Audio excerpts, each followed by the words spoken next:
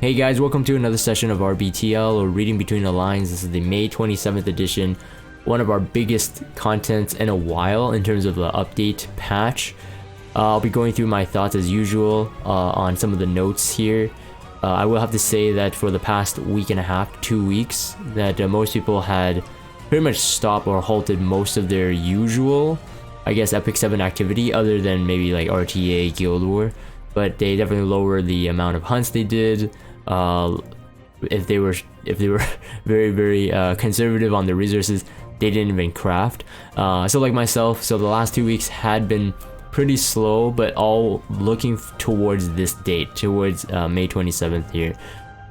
First things first, we have the Moonlight blessing update. So this is the Moonlight connection. I made a full video on this when they introduced this about 2 weeks ago. It was definitely very exciting. I think if you're a new player and if you're watching this, or maybe you're a returning player and you're watching this, I mean, this is probably the best time to return to the game. They have other events going on, like check-in events for like new players or returning players. So make sure you check in, log back in, get some rewards. Hopefully you get a 5-star out of it, 5-star hero, and then of course getting these ML5s. So as you can see here, we got more details in terms of images of how this kind of works. But for those watching this video, whether on the day of my recording or on the next day, at least you'll be getting this really soon, like within like 24 hours or so. So the blessing, Moonlight's blessing, looks like a little icon there, a special connection, and then you get to select the 6 heroes. Now I know that there are a lot of people, especially the newer players, coming on my stream for the past 2 weeks asking, hey, what would you suggest as the ML5? Now, you know, my opinions may not always be right. Now I'll have to say, like, obviously it's based on my experiences, based on everyone else's experiences, based on the hero kits and what they deliver. If you don't have any one of the 6 here, so J. Kisei, Judge Kisei, Arbiter Vodrid, Dark Corvus, Ruel of Light, Martial Artist Ken, or Spec Tenny, if you don't have any of them, I would say the highest priority is Arbiter Vodrid. And the only reason I say that is because right now there are 2 flexible builds, and honestly he's the easiest to gear out of everyone and works right out of the bat, even if you had just free, like the free gear you get in the game, like the attack set or whatever. Arbiter Vodrid is easier to gear. Spec Tenny, I would say, comes next. And this is, again, assuming you don't have any of the 6. So if there's a brand new one, Arbiter Vodrid, Spec Tenny, Ruel, possibly, and then MLK, Dark Corvus, to me are probably tied. I would say Dark Corvus over MLK, just because Dark Corvus, you'll see him, you could use him much easier in like a Guild War or even arena offense if you wanted to, you know, quote unquote ensure your win. J. Kisei comes at a cost of you having a really fast opener or just insanely good gear. And then Ruel of Light is honestly really good as well, but that's why I say put her in third. But Spec Tenny is useful for end game stuff like Abyss. Arbiter Vodrid, I use them for Abyss 105. If you guys watched that video, you guys know I use Arbiter Vodrid there. But I did use Spec Tenny there too, I think. No, I didn't use Spec Tenny there. But regardless, I mean, they're both equally good. Spec Tenny is just very hard to gear well. She does require really good gear, but Arbiter Vodrid much easier and again usable in PvP, especially if you're low end. Put him on your defense, use him on an offense, and he's just really good all around. And then for end game Arbiter Vodrids, you could build him high speed or counter and tanky, or even counter and high damage and speedy. It's like there's too many good variations for Arbiter Vodrid. And then Spec Tenny, honestly, is like on the flip side of that, is really good as well, but just harder to build, that's all.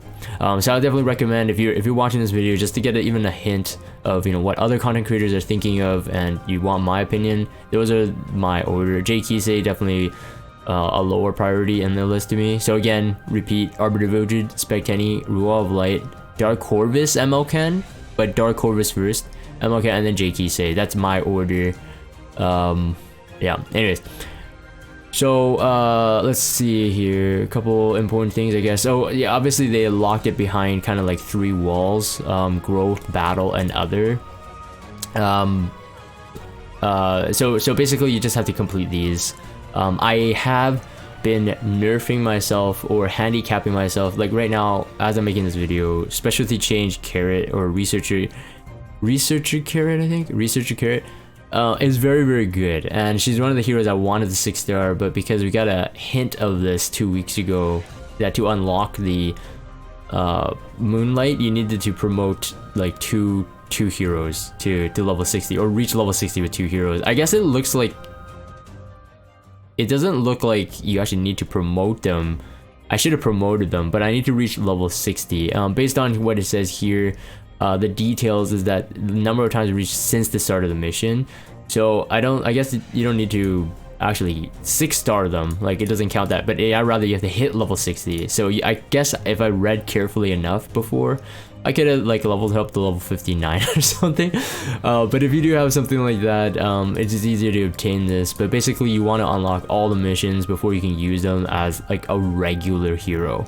I don't want to go into the details of like what it says and what are the limits on each piece, but basically, I mean, you can read there, so it's pretty self-explanatory.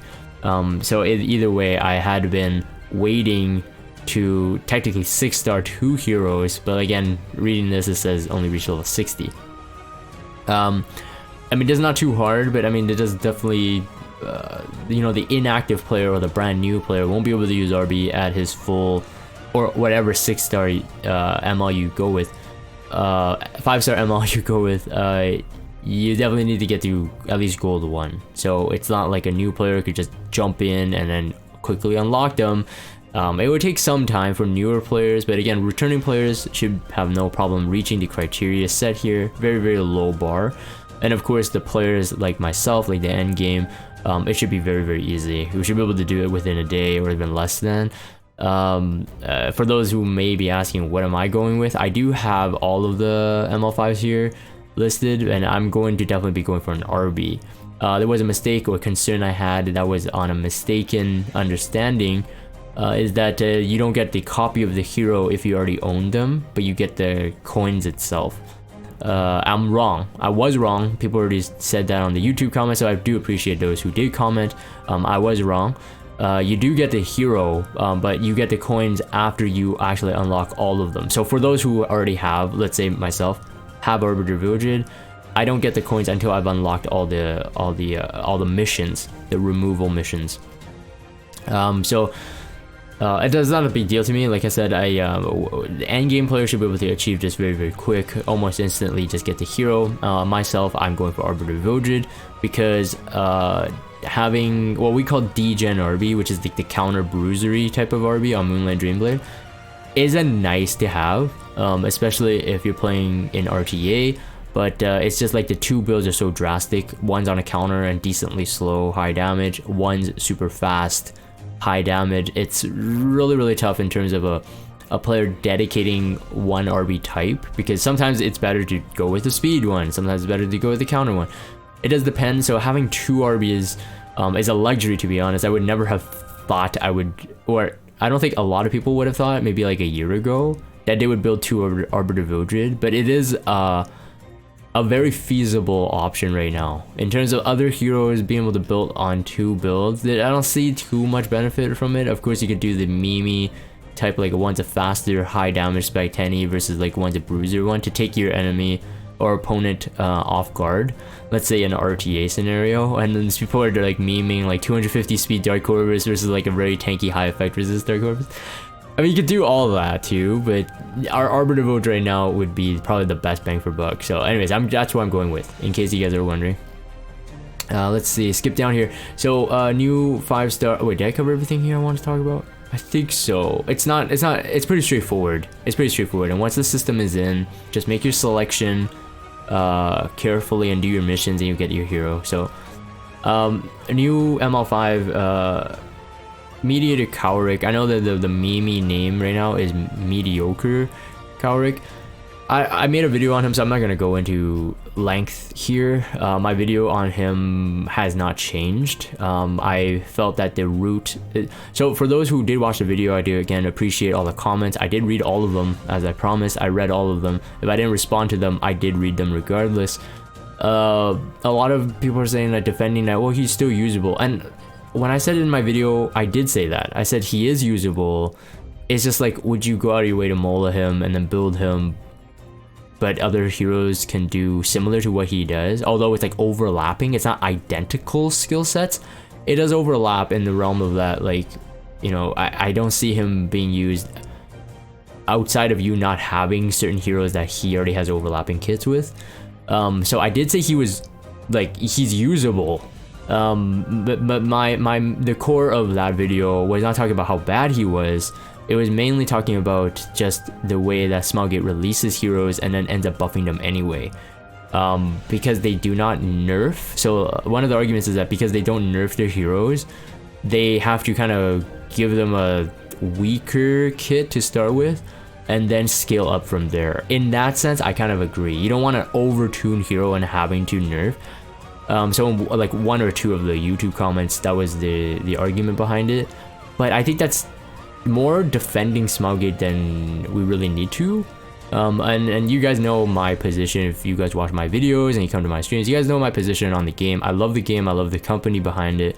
I know they're very careful, so I'm okay with that. But I was suggesting play testers. I'm currently playing another game right now, which they actually do have a test server. It did the playing the other game did come after my I was about to say Mediator Kawerik, man. Dang it, you guys. Mediator Kawerik before, but like after that video. So it was just interesting to see that other games really are doing it. They do have test servers which they release content like a week in advance, and then the players in the test server are able to give feedback. So I think that is something that is realistic. They could think about doing it. I don't know. Anyways, but that was the thrust of that video. If you want to check that out, definitely watch my YouTube videos. So the rest of the stuff, it was, you know, mentioned in my 2 videos I talked about before. So I'm gonna just quickly go through like some of the key highlights again, and maybe missing information that was not available to us at the beginning. But the penguins will no longer be heroes now, so they won't take up your hero inventory slots, which is great. They're going to be items, so you'll be able to see them in your inventory. You'll be able to sell them instead of transmitting them, but the selling is exactly the same value as when we transmitted them. You just won't be able to use the same system, but you get the silver transmit stones for the 3-star penguins, and you get the gold for the exact same price. Hero, like enhancing the heroes now is slightly changed. As you can see there, it seems that it's the experience up, but I guess it's just mainly because like once a hero is maxed anyway, you won't need to see it on the bottom where the imprint memory imprint thing is, whereas right now it's shared. So I guess it's a UI improvement. So I'm guessing that experience up icon will disappear once you are max level. You can do that here as well. This is the same. You can select multiple penguins just to get, instead of like selecting 5 at a time and then 5 at a time, 5 at a time, you're just able to max it out right away. So that's kind of nice. Penguin refund. Let's see here. There's other important stuff. Okay, so yeah, so the penguin collection device, penguin bonus, the experience mileage. So it does not work on hunts. So what this is basically only on adventure or side story with max level heroes added, or any experience that's over capped that's not gained on the actual run. You're gonna basically have penguins earning this bonus experience so that you can use it. So you can hear until a penguin, you can use it to level up your heroes instead. So in this case, like if you're still running 3-man hunts to level fodder, you still need to do that.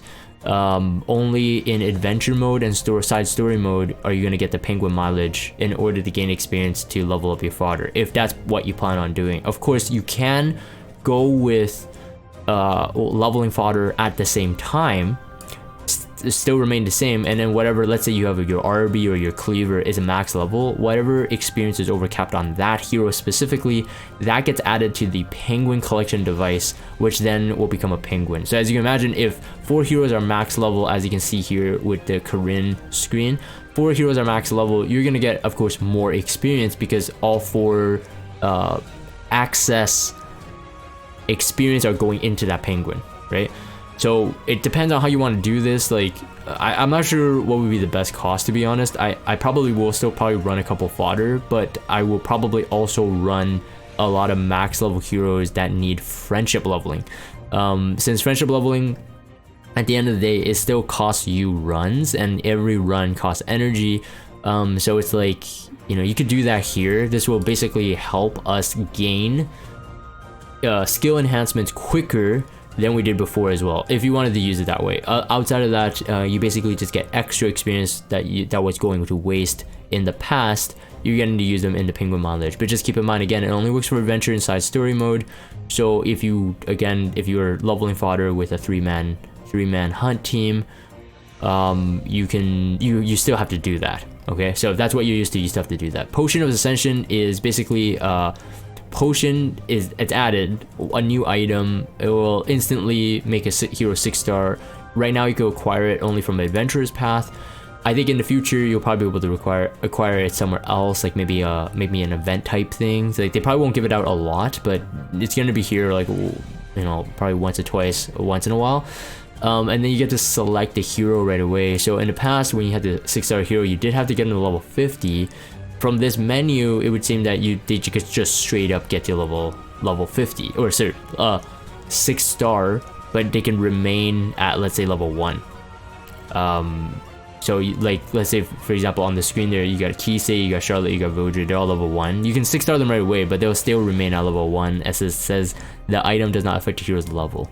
So that's implying that you still have to level them to level 60, but at least you don't need to get them to level 50, promote them, and then get to level 60, which at the end it still costs. It's the same thing technically in terms of there's no loss, but the only good thing is that you don't have to level the 5 or so fodder that would take to get to 6-star hero. So that's great.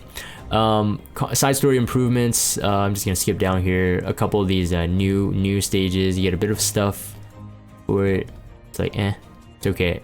To me, because I'm an end game player, I know I should be covering this like without much what do you call it, bias, I guess. But if you're watching this, you're watching it for my highlights anyway, so thank you again. So battle stage improvements. So now the side stories will be giving you currency up to 150, whereas before 60.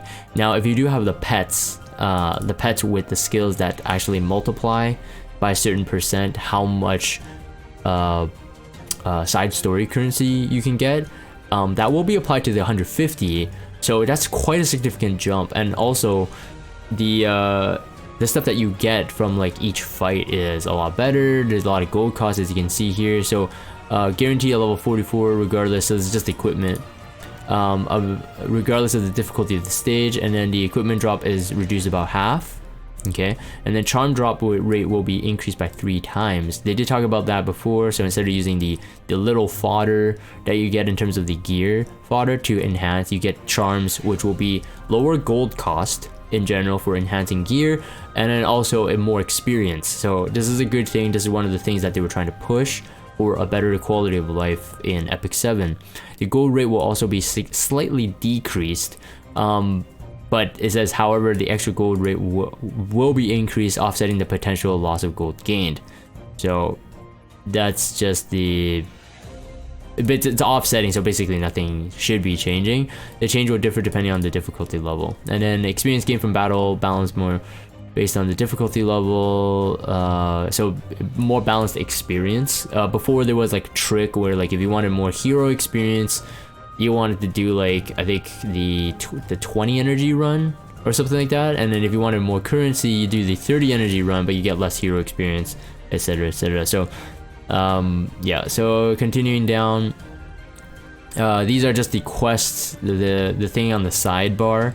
What's changed, not super big, but it's better than nothing because you get a selection chest instead. So instead of a random epic catalyst chest, you get selection, rare catalyst, and epic. Very nice. And then region improvement rewards. This one, you know what, you get a bit of extra gold out of it, but you do lose some of the event currency, which I guess is not a big deal because you gain a lot more per run. So I guess that's where they're thinking that it weighs like better, and you get an epic penguin instead. So Skystone is the same, so that's good. And then the reputation also is a lot shorter, as you can see. So I'm already like, I'm only scrolling down. It's almost half the amount. So this means that you can end the the event quicker, which means less energy spent, right? Because you get more points, so it means that you can clear out the shop quicker.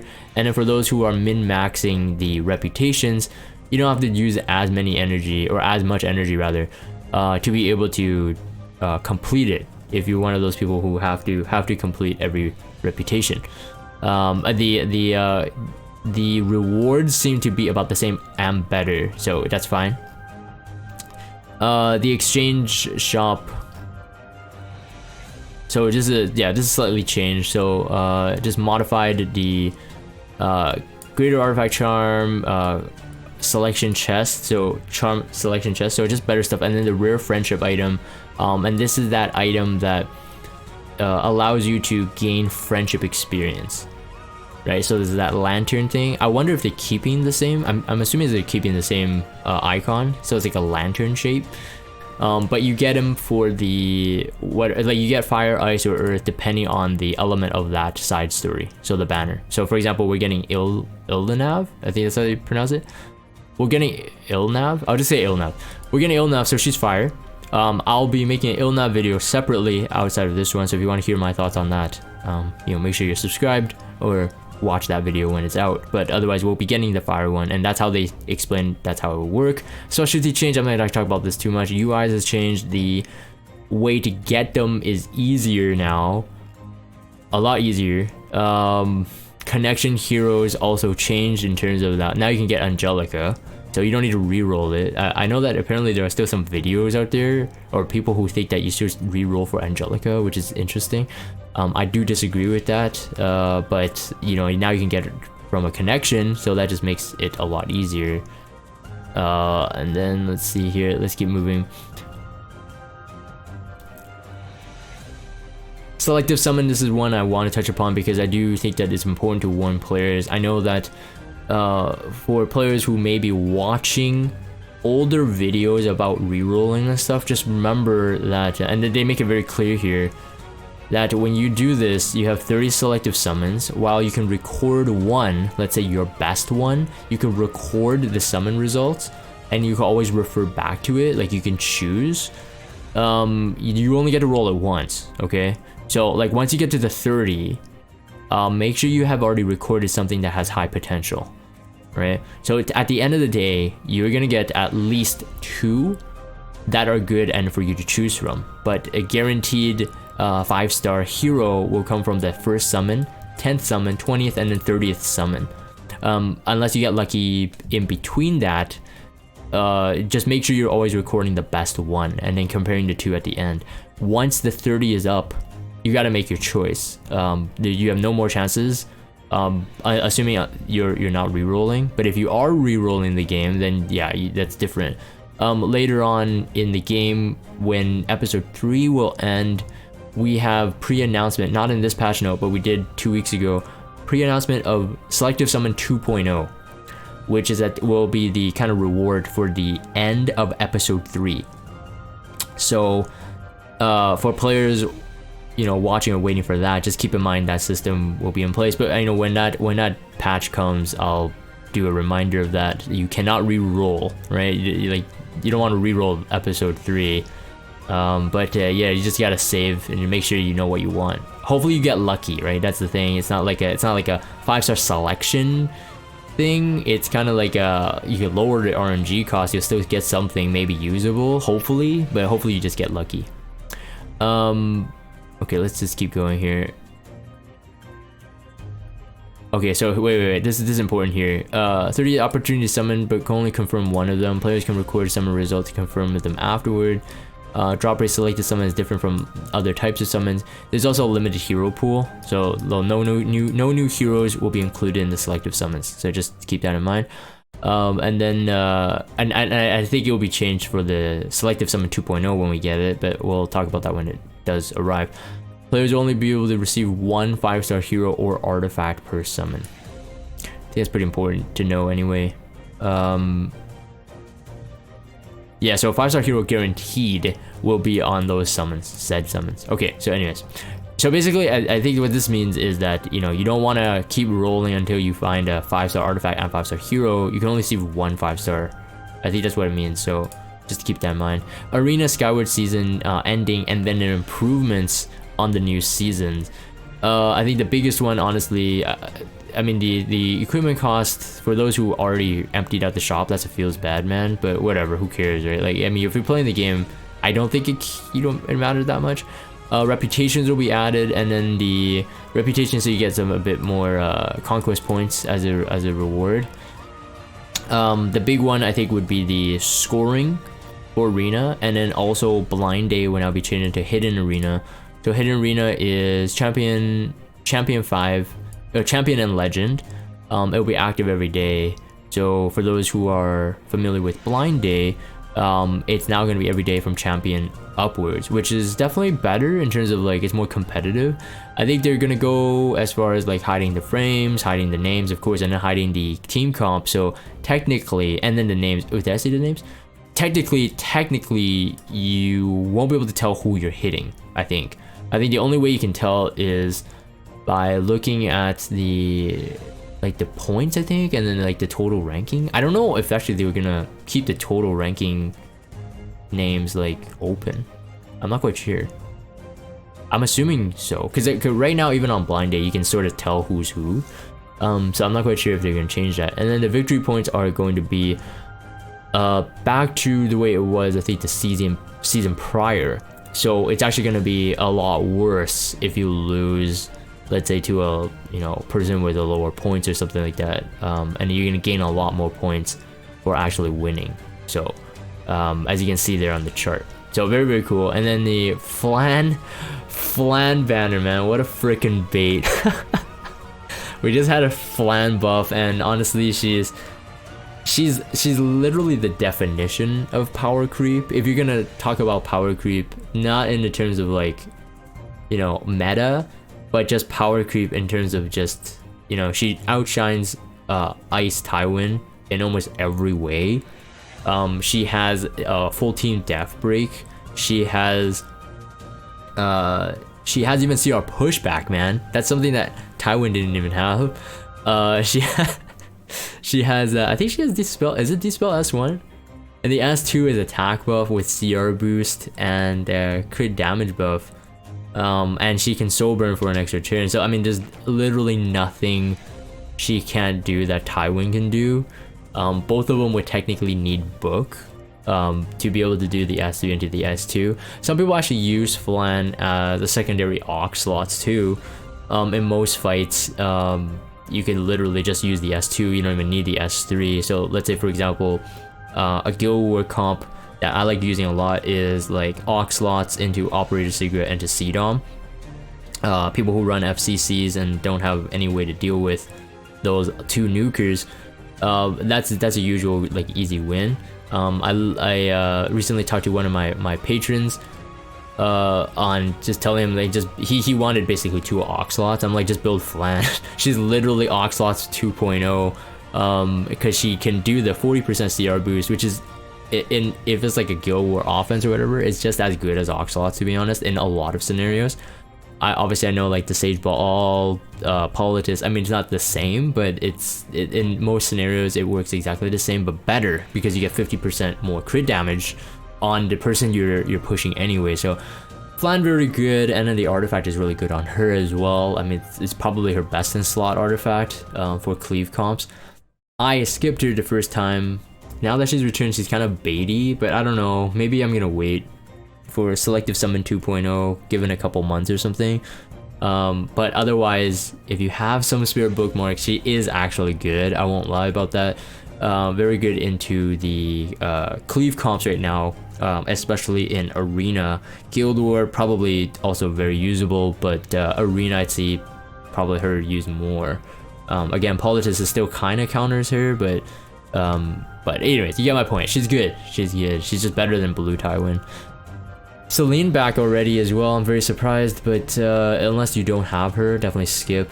Again, the issue is that we are getting a collab soon, I think. I'm gonna say soon with like a raised eyebrow.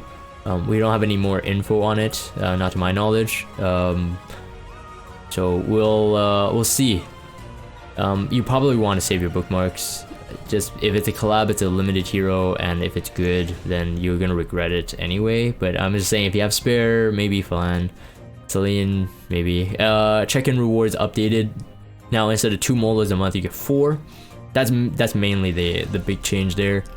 And then the coin shop renewal, so it's changed Sage Ball and Celine. So now they are definitely going with 2 ML5s. They did say that they were speeding up the rotations. So it's interesting that these two, man, back in the day when they were both released, that was a broken team. Like these two together, they're freaking broken. One of the toughest things to beat until like Champion Zerato and Momo was released, but that was like long time ago. Sage Ball, interestingly enough, like a lot of people are gonna pick him up, I think, because before he was just really bad. Everybody kind of recalled him and exchanged with other MLs, and then he got a buff, and then last season in RTA he was just really gross to deal with. Of course, he had his flaws. I made a Sage Ball and Celine RTA showcase video, and I explained the flaws that he has. People are, you know, really, they learned his flaws now, and he's not so influential in RTA anymore, but he's still a nice to have. I definitely say that he's still a good hero. So if you don't have him, definitely consider that. I think I'll be saving my coins for Straze. Hopefully Straze is coming soon. We already have a lot of the heroes released that was shown in the preview video 2 weeks ago. That being ML Kawerik and Ilnav already announced. So it seems that things are going pretty quick. So if Straze was shown in the video, hopefully he comes out.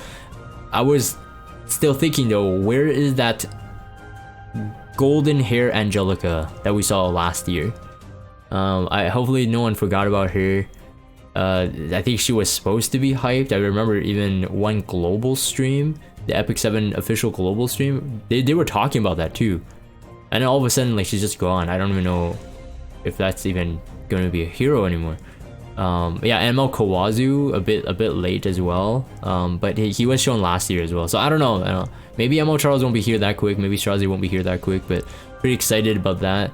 Let's see here. Pack changes. I'm not going to cover this too much. Rose's skin shop. There is some things that last couple things I want to talk about. So yeah, some of the AP changes. So you're gonna be able to get more catalysts, and they have their own built-in searching system. Way better. I talked about this before, that they used to use that little web page pop-up, but then you can't navigate with it. But now they're implementing it within the UI. Very good, integrating. Battle improvements, is this also right here somewhere? Yeah, so okay, so here's some of the big stuff, like why people stalled. We knew that the hunt energy cost will decrease. So from hunt 13s from 22 to 20, so you get 10% off. Very nice. So if you have saved all your leaf and stuff, prepare for the weekend buff event, which is coming, the hunt event and the free equip event. Let's see here, anything else? Wait, there was a change somewhere. Did I miss it? I probably haven't missed it yet, but basically it's all energy related stuff. Oh, here. Energy recharge time is now from 5 minutes per 1 energy to 4 minutes. I talked about that before. You gotta like in a day, in a 24-hour span, you're gonna get like a couple more runs. I think it's like 100 something more energy, so at least like 5 more runs. I mean, that's significant. That's significant for sure. Let's see here, keep going. Oh, and the crafting, yeah, there you go. Crafting cost will be reduced by 50%. So again, people are gonna go crazy now. I think finally unleashed from 2 weeks of just like trying not to do anything on the game, because everything technically costed more.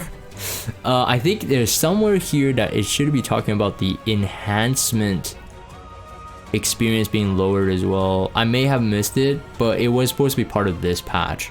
But it's probably here, but it's supposed to be from +9 onward, so your +12 and +15 gear enhancement should technically be costing lower, or it requires less experience, so technically it should cost lower, like lesser charms, less gold. But basically a lot of big quality of life changes right now. So I think after this patch, there's a lot more to do, although content wise there's not much new things added. It's just more of like more convenience kind of stuff. Anyways, if you want to see my view on ILNAV, like I said, I'm going to make that as a separate video, so make sure you are subscribed. I'm going to end this for the video recording. If you guys have Discord, check out the Discord server, follow me on Twitter. Like I said, subscribe to YouTube if you haven't. As always, thank you guys for watching, and I will see you guys next time.